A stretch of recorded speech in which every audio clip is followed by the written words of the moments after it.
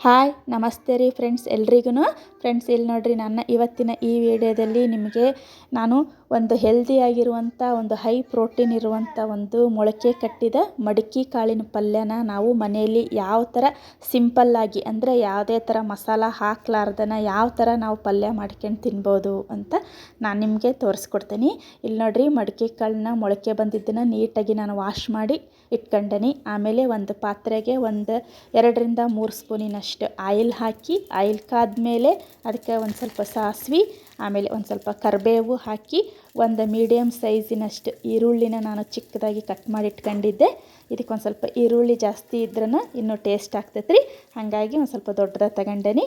ನೋಡಿರಿ ಚಿಕ್ಕದಾಗಿ ಹೆಚ್ಚಿದ್ದು ಈರುಳ್ಳಿನ ಇದಕ್ಕೆ ಹಾಕಿ ಒಂದು ಸ್ವಲ್ಪ ಆಯಿಲಲ್ಲಿ ಟ್ರಾನ್ಸ್ಪರೆಂಟ್ ಕಲರ್ ಬರೋ ತನಕ ಒಂದು ಸ್ವಲ್ಪ ಫ್ರೈ ಮಾಡಬೇಕು.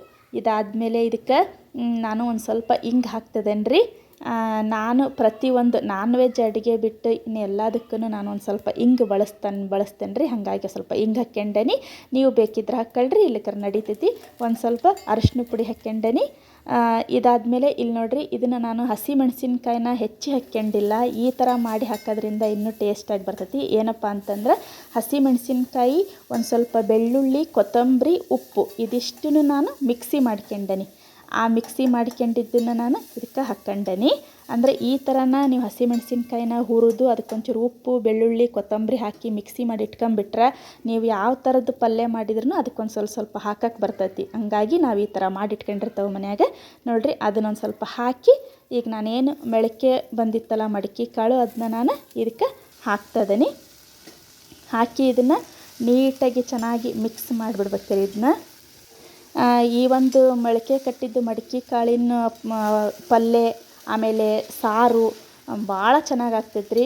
ಆಮೇಲೆ ಇದನ್ನು ಕೆಂಪು ಖಾರ ಪುಡಿ ಹಾಕಿ ಪಲ್ಯ ಮಾಡಿದ್ರೂ ಇನ್ನೂ ಸೂಪರ್ ಆಗ್ತೈತಿ.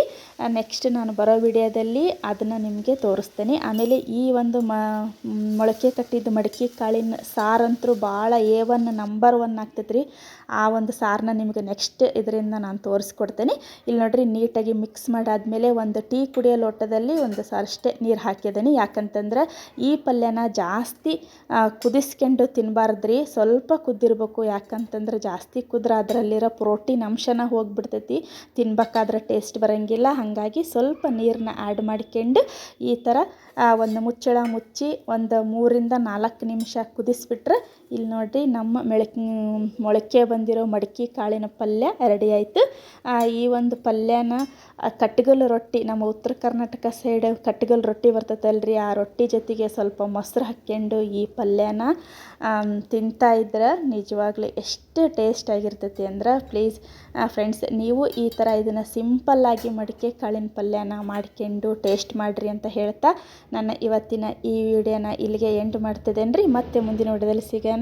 ಧನ್ಯವಾದಗಳು ಫ್ರೆಂಡ್ಸ್.